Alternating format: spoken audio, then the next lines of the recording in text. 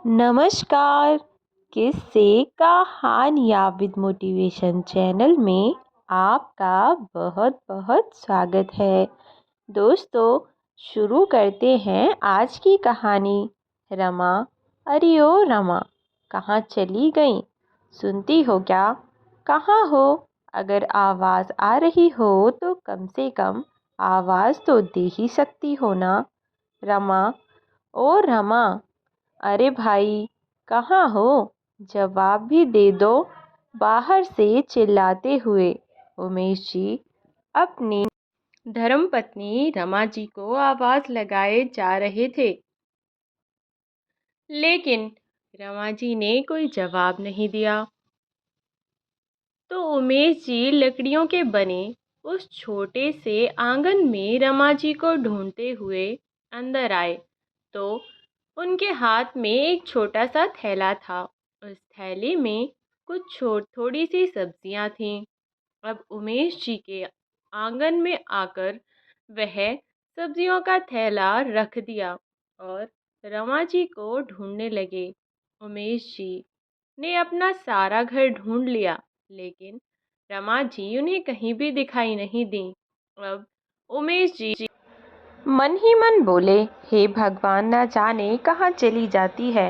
मन में बुदबुदाते हुए उमेश जी रमा जी को कहने लगे, कितनी देर हो गई है मुझे आए और रमा को ढूंढते कि तभी रमा जी धीरे धीरे अपने बुजुर्ग कदमों को संभाल संभाल कर आती हुई दिखाई दी। घर आने के बाद रमा जी ने लकड़ियों का वह गट्ठर आंगन में एक तरफ पटक दिया। वह बहुत थक चुकी थी, तो लकड़ियों के गट्ठर को पटकने के बाद वहीं चारपाई पर बैठ गईं। उन्होंने देखा तो उमेश जी वहां पर पहले से ही बैठे हुए थे। तब वह उमेश जी से पूछने लगी और बोली, अरे आप अब कब आए? कितनी देर हुई है आपको आए हुए? बस अभी थोड़ी ही देर पहले आया हूँ। अरे भाग्यवान, कम से कम अब तो तुम इन लकड़ियों को लेने मत जाती। वैसे ही तुम्हारे पैरों में बहुत दर्द रहता है, फिर तुम लकड़ियाँ लेने के लिए क्यों चली गई? उमेश जी ने शिकायत करते हुए अंदाज में रमा जी से कहा। तब रमा जी पहले तो कुछ नहीं बोली, फिर चुपचाप सुस्ताने लगी। कुछ देर बाद वह उमेश जी से बोली, अजी जाना किसको अच्छा लगता है?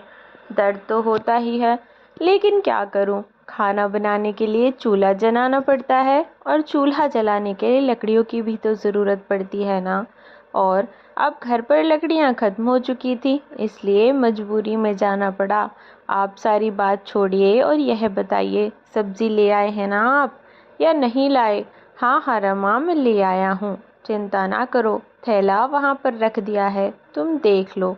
थोड़ी देर के बाद रमा जी वहाँ से उठी और सब्जी का थैला उठाने के लिए उस थैले के पास पहुँची और पहले को थैले को उठाकर अपने खाना बनाने वाली जगह की ओर चल दी और धीरे धीरे से खाना बनाने लगी। बेचारी बुजुर्ग महिला थी, तो उम्र बढ़ने के साथ साथ उनकी आंखों की रोशनी भी कम हो गई थी, जिसके कारण उन्हें अंधेरा होने के बाद कुछ भी दिखाई नहीं देता था। इसलिए बेचारी समय से ही अपने पति और अपना खाना बना लिया करती थी। ऐसा नहीं था कि रमा जी और उमेश जी के कोई औलाद नहीं थी, जो उन्हें अकेला रहना पड़ रहा था। उनका एक बेटा, पोते पोती, बहू भरा पूरा परिवार था। बेटा एक डॉक्टर था और उसका भी पूरा परिवार था। लेकिन उन सबके होते हुए भी रमा जी और उमेश जी अपनी खुद की गुजर बसर इस बुढ़ापे में खुद ही किया करते थे। रमा जी की उम्र लगभग 65 वर्ष की रही होगी, वहीं उमेश जी की उम्र भी लगभग 70 वर्ष के आसपास की रही होगी। और जिस उम्र में इंसान को आराम की ज़रूरत होती है, वे दोनों अपने खुद के सारे काम खुद ही किया करते थे। क्या फ़ायदा है ऐसी औलाद का? खैर, उन दोनों ने कभी भी अपने बेटे या बहू से कोई शिकायत नहीं की। वे अपने खेत में बने एक छोटे से झोंपड़ी में रहते थे और उसी में रहकर अपनी गुजर बसर किया करते थे। आज भी अंधेरा होने को आया था और क्योंकि अंधेरे में रमा जी को दिखाई नहीं देता था, बस इसलिए वह जल्दी जल्दी आधी कच्ची आधी पक्की रोटियां बनाकर उन्होंने रख दी और चटनी बनाकर रख दी और फिर अंदर जाकर बैठ गईं। और रोटियों का उन्हें ध्यान ही नहीं रहा कि उन्होंने रोटियां बाहर छोड़ दी हैं कि तभी उमेश जी ने रमा जी को आवाज़ लगाई और कुछ पैसे देते हुए उनसे कहा, रमा, इन पैसों को संभाल कर रख लो। आगे बरसात का मौसम आने वाला है और फिर घर भी तो ठीक करवाना है, वरना चारों तरफ से पानी भर जाएगा और फिर सोना भी मुश्किल हो जाता है। अब सबसे पहले घर सही करवाएंगे। रमा जी ने उमेश जी के हाथ से पैसे लिए और उन्हें वहां रख दिया, जहां उन्होंने पहले से कुछ पैसे जमा कर रखे थे।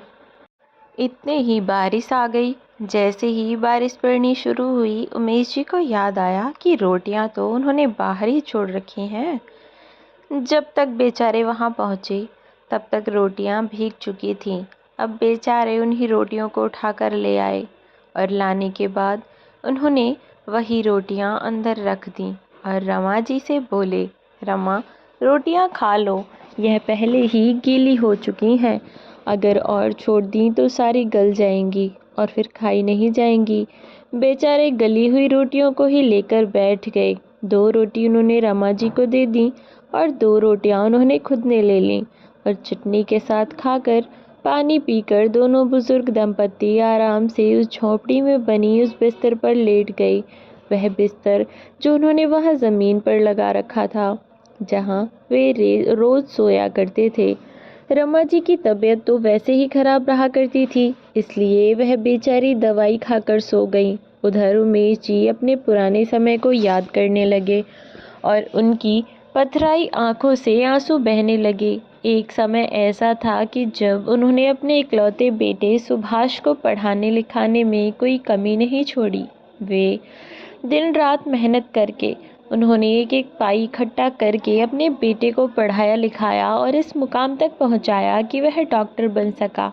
हालांकि बेटे सुभाष ने भी पढ़ने लिखने में कोई कमी नहीं छोड़ी। उसने मेहनत से पढ़ाई शुरू की और फिर तब जाकर वह डॉक्टर बन पाया। अब सुभाष के लिए रिश्ते आने शुरू हो गए और उमेश जी और रमा जी ने भी अपने इकलौते बेटे की शादी बहुत धूमधाम से की।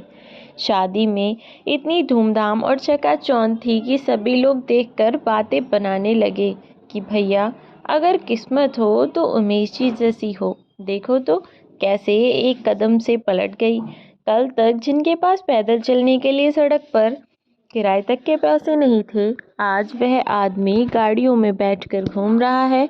वाह भाई वाह, क्या ठाठ है। उमेश जी लोगों की बातों का कोई जवाब नहीं देते थे।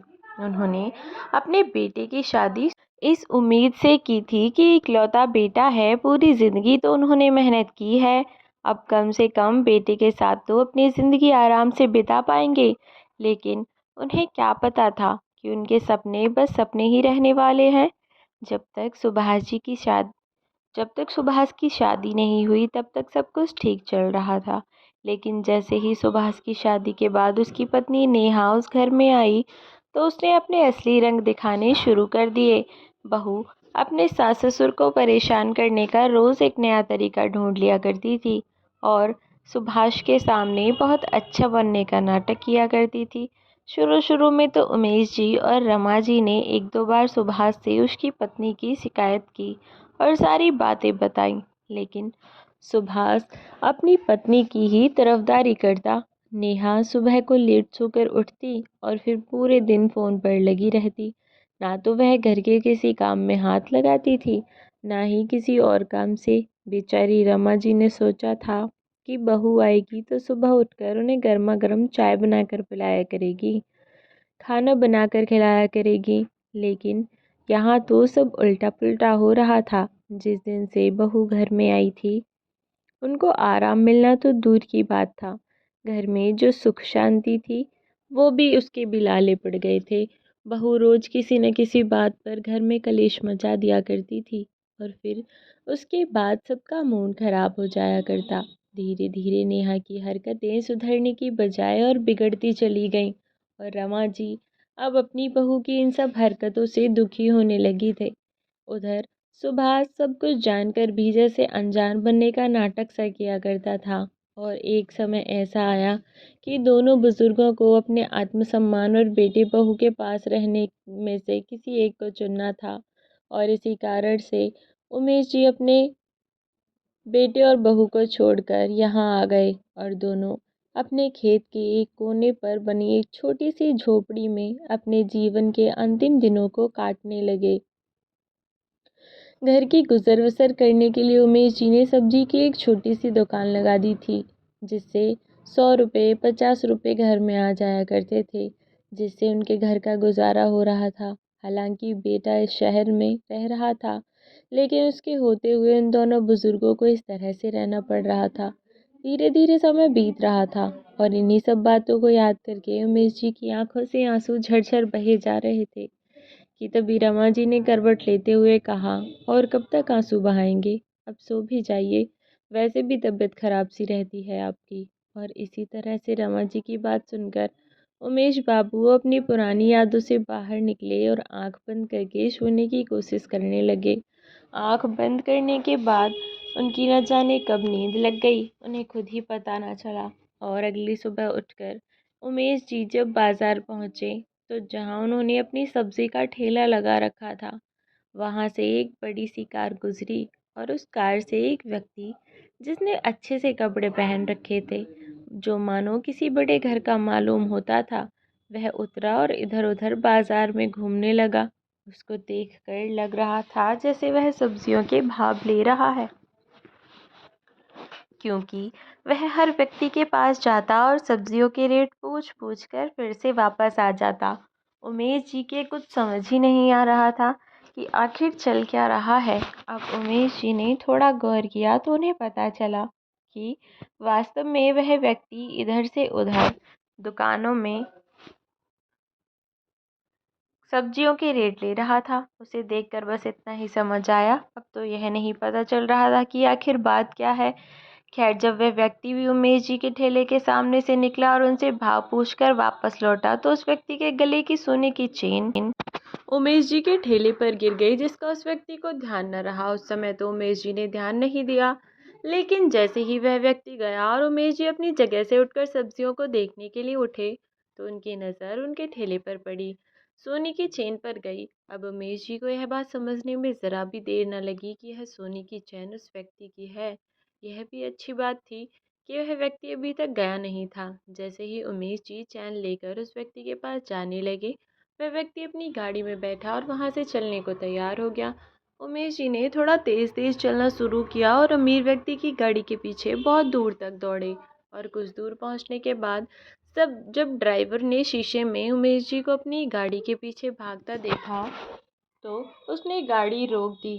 तब वह व्यक्ति गाड़ी से नीचे उतरा और उसने उमेश जी से उनके पीछे आने का कारण पूछा, तो उमेश जी ने बिना कुछ बोले ही उसकी सोने की चेन दिखा दी। वह व्यक्ति उस चेन को देखकर बहुत भावुक हो गया, क्योंकि दरअसल वह चैन उसके पिताजी की आखिरी निशानी थी, जो कि अब इस दुनिया में नहीं रहे थे। वह बार बार उमेश जी का धन्यवाद देने लगा। उसने उमेश जी की वफादारी की भी बहुत तारीफ की और उस चैन के बदले उमेश जी को कुछ पैसे देने की सोची, लेकिन उमेश जी इस बात से कतई मुकर गए। उन्होंने कुछ अमीर व्यक्ति से एक भी पैसा ना लिया और बाजार की तरफ वापस चल दिए। वह अमीर व्यक्ति भी कम से कम इतना तो समझ ही चुका था कि उमेश जी बहुत वफादार है। अब उसने उमेश जी से बातें करना शुरू किया। अंकल, आप उस सब्जी के ठेले में कितना कमा लेते हैं? अगर आपकी इच्छा हो तो मेरी कंपनी में एक ईमानदार व्यक्ति की जगह खाली है, अगर आप चाहें तो वहाँ काम कर सकते हैं। अब इस बात पर उमेश जी ने कोई जवाब नहीं दिया। उस व्यक्ति ने उमेश जी को अपना विजिटिंग कार्ड दिया और जब भी उनका मन करे वहाँ आने को कहा। उमेश जी घर पहुंचे तो रमा जी को उन्होंने सारी बात बताई। अगली सुबह अचानक से रमा जी की तबीयत बहुत खराब हो गई। उन्हें अस्पताल ले जाया गया तो पता चला कि उनके खून में इन्फेक्शन हो चुका है। इसके लिए उनको अस्पताल में भर्ती करना पड़ेगा। उनकी तबीयत इतनी ज़्यादा खराब थी कि उनको सांस भी नहीं आ रही थी। उमेश जी ने अपने बेटे को फ़ोन किया तो फ़ोन बहू ने उठाया और उसने उमेश जी से साफ साफ शब्दों में पैसे देने के लिए मना कर दिया। वह बोली कि उसके पास इतने पैसे नहीं हैं कि वह गरीब भिखारी को पैसे तो बांटती डोले। अब उमेश जी चिंता में पड़ गए। आखिर बेचारे करें तो क्या करें, अब उन्हें कोई रास्ता भी नज़र नहीं आ रहा था। उनके पास तो अपना घर तक ठीक करने को पैसे नहीं थे, बस एक रही बची उम्मीद थी, उनका अपना बेटा। और वहाँ से भी निराशा ही उनके हाथ लगी। अब वे सोच में पड़ गए कि आखिर कहाँ जाएं, कि अचानक से उन्हें उस दिन की घटना याद आई। और उन्होंने जब अपनी जेब में हाथ डाला तो वह विजिटिंग कार्ड हाथ लग गया, जिस पर उस व्यक्ति का एड्रेस लिखा हुआ था। अब उमेश जी वहां पहुंचे तो सिक्योरिटी गार्ड ने उन्हें अंदर जाने नहीं दिया, बाहर ही रोक दिया। लेकिन उस व्यक्ति जिसका नाम विवेक था, उसने सीसीटीवी फुटेज में उमेश जी को देख लिया था। और उसने अपने ऑफिस के चपरासी को आवाज़ लगाई और उमेश जी को तुरंत अंदर बुलाया। अंदर बुलाकर उसने उमेश जी को बैठने के लिए कहा तो उमेश जी वहां बैठ तो गए, पर अब उन्हें समझ नहीं आ रहा था कि वह कैसे विवेक से अपनी व्यथा कहे। पहले ही उमेश जी बहुत घबराए हुए थे। उनका यह हाल देखने के बाद विवेक ने खुद ही शायद भांप लिया था। उसने पूछा, क्या बात है अंकल, आप इतने चुप क्यों हैं? कुछ हुआ है क्या? पहली बार किसी ने इतने प्यार से बात की थी, पर से विवेक उनके बेटे की ही उम्र का था। उसे थोड़ा सा प्यार पाकर उमेश जी अपने आप पर काबू ना कर सके और उसकी आंखों से आंसू बहने लगे। उनकी यह दशा देखकर विवेक इतना तो समझ ही गया था कि कोई तो बात है जो बहुत गंभीर है। दोबारा पूछने पर उमेश जी ने उसे सारी बात बता दी कि कैसे रमा जी की तबीयत अचानक खराब हो गई और वह अस्पताल में भर्ती हैं। पैसे उनके पास हैं नहीं अपनी पत्नी का जिससे वह इलाज करा सकें। उन्होंने विवेक के सामने हाथ जोड़े और कहा, बेटा तुम जो कहोगे मैं वह काम कर दूंगा, बस तुम मुझे इतने पैसे दे दो कि मैं अपनी पत्नी का इलाज करवा सकूं। विवेक ने एक भी मिनट की देरी न करते हुए उमेश जी का हाथ पकड़ा और अपनी गाड़ी में बिठाकर उन्हें अस्पताल ले गया। वहां पर रमा जी के डॉक्टर से बात की और उनके इलाज के लिए जितने भी पैसे दिए जाने थे सबका भुगतान विवेक ने खुद किया। यहाँ तक कि वह पूरी रात अस्पताल में बैठा रहा। उमेश जी ने कहा भी कि बेटा कोई बात नहीं है, तुम्हारा इतना ही एहसान बहुत है। तब उसने कहा कि अंकल, अपने माँ बाप को मैं बचपन में खो चुका हूँ। आंटी भी तो मेरी माँ के ही जैसी है ना। यह तो मेरा कर्तव्य है और कर्तव्य को करने से मैं एक कदम भी पीछे नहीं हटूंगा। आप भी प्लीज़ मुझे इस चीज़ के लिए मना मत कीजिए। अगली सुबह रमा जी को होश आया। धीरे धीरे उनकी तबीयत में सुधार होने लगा। विवेक ने उनकी हर छोटी छोटी चीज़ का ध्यान रखा। उसने उनके खाने के लिए फल, जूस, दवाइयाँ सब कुछ लाकर रख दिया। अब रमा जी बिल्कुल ठीक हो चुकी थी। उनके घर जाने की बारी आई तो विवेक ने कहा, अंकल, आंटी को तो मैं गाड़ी से घर तक छोड़ देता हूँ। उमेश जी ने उसे बहुत मना किया लेकिन वह नहीं माना और रमा जी को उसने गाड़ी में बिठाया और उनके घर की तरफ चल पड़ा। और वहां जाकर जो उसने देखा कि वह दोनों बुजुर्ग एक फटी टूटी झोंपड़ी में रहते हैं तो उसे बहुत आश्चर्य हुआ कि क्या कोई ऐसा भी हो सकता है कि अपने माता पिता को इस हाल में ऐसे छोड़ दे। खैर, अब उसने रमा जी को और उमेश जी को अपने साथ अपने घर ले जाने का फैसला किया। हालांकि उन दोनों ने बहुत मना किया, लेकिन इस सब के बाद भी विवेक ने उनकी एक भी न सुनी और उन्हें घर ले गया। घर जाकर उसने अपनी नौकर को आवाज़ लगाई और एक बढ़िया कमरा तैयार करवाया जिसमें उमेश जी और रमा जी के रहने का इंतज़ाम करवाया गया। उमेश जी तो समझ ही नहीं पा रहे थे कि भगवान उनके ऊपर एकदम से इतना मेहरबान कैसे हो गया है।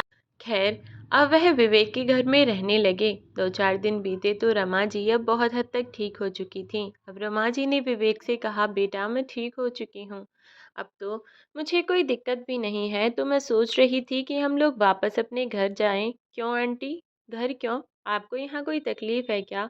ऐसे घर में कौन रहता है? वह घर कहाँ है? एक टूटी फूटी झोंपड़ी है। क्या आपको मेरे साथ रहना अच्छा नहीं लग रहा है? मैं भी तो आपके बेटे जैसा ही हूँ। इतनी सब बातें करते हुए भी विवेक बहुत भावुक और इमोशनल हो गया। उसकी आंखों में से थोड़े आंसू आने लगे। उसने कहा, मेरी माँ पापा तो मुझे बचपन में ही छोड़कर जा चुके थे, अब आप भी मुझे छोड़कर जाने को तैयार हो गए हैं। क्या मैं इतना बुरा हूँ आंटी? विवेक की इतनी बात सुनकर रमा जी ने उसे अपने गले से लगा लिया। नहीं नहीं बेटा, ऐसी बात नहीं। तो फिर आप दोनों मेरे साथ ही रहो ना। अब रमा जी और उमेश जी दोनों विवेक के घर उसके साथ रहने लगे। 1-2 दिन बाद जब सब डाइनिंग टेबल पर बैठे हुए थे और सुबह का नाश्ता कर रहे थे, तब उमेश जी विवेक से बोले, विवेक बेटा, मैं कह रहा था कि मैं भी क्यों ना अपनी सब्जियों का ठेला फिर से लगाना शुरू कर दूं। कम से कम उस बहाने से दिन भी कट जाता है। तब विवेक थोड़ा गुस्सा करता हुआ बोला, सब्जियों का ठेला क्यों अंकल? आपको किस चीज़ की कमी है जो आप फिर से मेरे होते हुए काम करेंगे? क्या मैं आपका बेटा नहीं हूँ? या आप मुझे अपना बेटा नहीं मानते? मैं आपका अपना सगा नहीं हूँ, पर बेटे जैसा तो हूँ ना। तो उमेश जी उसकी बात सुनकर थोड़े भावुक अंदाज में बोले, बेटा बेटे जैसे नहीं, बेटे ही हो। तुमने तो उस फर्ज को निभाया है जो मेरा अपना सगा बेटा कभी नहीं निभा सका। आज तुम नहीं होते तो मेरी पत्नी मेरे साथ नहीं होती। आज से तुम ही मेरे बेटे हो, यह कहकर दोनों एक दूसरे के गले लग गए। और अगर आपका इतना ही मन नहीं लगता है तो आप मेरे साथ ऑफिस चला कीजिए। वहां पर कौन क्या काम कैसे कर रहा है सबको देखने के लिए भी तो एक इंसान चाहिए ना बाबूजी। विवेक ने उमेश जी से कहा, ठीक है, तो कल से मैं तुम्हारे साथ तुम्हारे ऑफिस चला करूंगा। उमेश जी ने विवेक से कहा। अगली सुबह दोनों बाप बेटे ऑफिस जाने के लिए तैयार हो गए। विवेक ने उनके लिए एक बढ़िया सूट ला कर दिया जिसको पहनकर वास्तव में वह बहुत अच्छे लग रहे थे। रमा जी की तो उमेश जी से नजर ही नहीं हट रही थी। खैर, अब दोनों ऑफिस पहुंचे। जब वहां पर उमेश जी पहुंचे तो उन्होंने देखा कि ऑफिस में उनका बहुत अच्छे तरीके से वेलकम किया गया और उमेश जी को विवेक ने एक शानदार ऑफिस में शानदार कुर्सी पर ले जाकर बिठाया और वह उनसे बोला, पापा, आज के बाद इस सारी कंपनी का अच्छा बड़ा कौन क्या कर रहा है, कौन क्या नहीं कर रहा, कौन कितने सही से काम कर रहा है, इस सब की जिम्मेदारी मैं आपको सौंप रहा हूँ। पर बेटा विवेक, मैं इतना बड़ा काम कैसे कर पाऊंगा? उमेश जी ने सकुचाते हुए कहा। तब विवेक बोला, कर लेंगे पापा, बाकी तो मैं हूँ ही आपके साथ। तो विवेक और उमेश जी दोनों सुबह उठकर अपने ऑफिस आते हैं और शाम को वापस जाते। उधर रमा जी भी घर में बैठे बैठे मन नहीं लगता तो उन्होंने आस पड़ोस में रहने वाले छोटे छोटे गरीब बच्चों को पढ़ाना शुरू कर दिया। पर इस तरीके से उनका दिन भी कट जाता और सब कुछ अच्छा चल रहा था। तभी कभी कभी ये दोनों यकीन ही नहीं कर पाते थे कि उनके दिन वास्तव में इतने सुधर गए हैं। एक दिन उमेश जी का अपना सगा बेटा सुभाष के साथ एक हादसा हुआ। उसने जो अपना एक अस्पताल खोल रखा था, उस अस्पताल में उसका कुछ दोस्त कुछ इलीगल काम करता था, जिसकी वजह से पुलिस ने जब अस्पताल पर छापा मारा तो उसने अस्पताल को सीज कर दिया और सुभाष पूरी तरीके से बर्बाद हो गया। उसको 2 साल की सजा भी हुई। जब वह जेल काट कर बाहर आया तो उसकी पत्नी और उसके बच्चे की बहुत बुरी दशा हो गई थी। सबने घृणा की नज़रों से उन्हें देखते थे। वह दोनों दर दर की ठोकर खाने के लिए मजबूर हो गए थे। एक दिन उमेश जी का जन्मदिन था तो विवेक और रमा जी ने मंदिर जाने की सोची और वे तीनों गाड़ी में बैठकर मंदिर पहुंच गए। मंदिर से आरती करके पूजा पाठ करके वापस लौट रहे थे तो उन्होंने देखा कि सड़क पर बहुत भीड़ लगी हुई है। विवेक और उमेश जी दोनों गाड़ी से उतरे। देखा तो सड़क पर एक कोई बेहोश पड़ा हुआ था। उसका एक छोटा सा बच्चा और उसकी पत्नी बस रोए जा रहे थे, लोगों से मदद मांग रहे थे, पर कोई उनकी मदद करने को तैयार नहीं था। और जब उस व्यक्ति को पास जाकर उमेश जी ने देखा तो वह चौंक गए, क्योंकि वह उनका अपना सगा बेटा सुभाष था। उन्हें कुछ समझ ही नहीं आया कि सुभाष की यह हालत कैसे हो गई। जैसे ही नेहा ने उमेश जी को देखा तो वह उनके पैरों में पड़कर गिड़गिड़ाने लगी कि पिताजी, उनकी जान बचा लो, कैसे भी करके उनकी जान बचा लो। विवेक ने कुछ लोगों से कहा तो लोगों ने उसको उठाकर अस्पताल पहुंचाया। वहां जाकर पता चला कि बहुत दिन से खाना ना खाने के कारण सुभाष की आंतों में सिकुड़न आ गई है। उसके इलाज के लिए उसे कुछ दिन अस्पताल में भर्ती रहना पड़ेगा। डॉक्टर की बात सुनकर नेहा उमेश जी की तरफ देखने लगी। अब उमेश जी वहां से बिना कुछ कहे निकल गए और नेहा बाहर आई और उमेश जी से अपने किए की माफ़ी मांगने लगी। तब उमेश जी ने कहा कि एक समय जब था बेटा, जब तुम्हें हम दो बूढ़े बुजुर्ग खल रहे थे, और आज समय ऐसा है। बहुत घमंड था ना तुम्हें अपनी दौलत पर, तो देख लो, समय सबका हिसाब करता है। इसके जैसे नालायक बेटे के होने से ना होना अच्छा है कि मेरा कोई बेटा ही ना होता। हाथ जोड़ती हुई नेहा बोली, पिताजी, इतने निष्ठुर ना बनो, मैं आपसे अपनी गलती के लिए माफ़ी मांगती हूँ। इतना कह कर वह जोर जोर से रोने लगी। लेकिन उमेश जी का इरादा बिल्कुल पक्का था। उन्हें अपने बेटे और बहू पर जरा भी दया नहीं आई। लेकिन कुछ समय बाद अपने पिता को इस हाल में देखकर जब उनका छोटा सा पोता बिलख बिलख कर रोने लगा और उमेश जी के पास आकर कहने लगा, दादू, प्लीज़ पापा को बचा लो, प्लीज़ कि उनसे अपने पोते का रोना देखा नहीं गया और उन्हें डॉक्टर से बात की। जितना भी खर्चा उनके बेटे की बीमारी में लगा उसका पूरा पैसा भरने के बाद कुछ पैसे नेहा को देकर वह वहाँ से चले गए। वह नेहा को उस बात के लिए कभी भी माफ़ नहीं कर पाए जब रमा जी की तबीयत खराब थी और उन्होंने उस समय पर उनकी मदद नहीं की थी। वह बात उनके दिमाग से कभी भी नहीं निकली और उमेश जी और विवेक वहाँ से चले गए। अब उमेश जी और रमा जी अपने नए बेटे विवेक के साथ खुशी खुशी अपना जीवन बिता रहे हैं और उन्होंने अपने बेटे सुभाष को उसकी गलती के लिए कभी भी माफ़ नहीं किया। वह अपना जीवन शान से अपने विवेक के साथ जी रहे हैं और उधर सुभाष अपने कर्मों की सजा भुगत रहा है।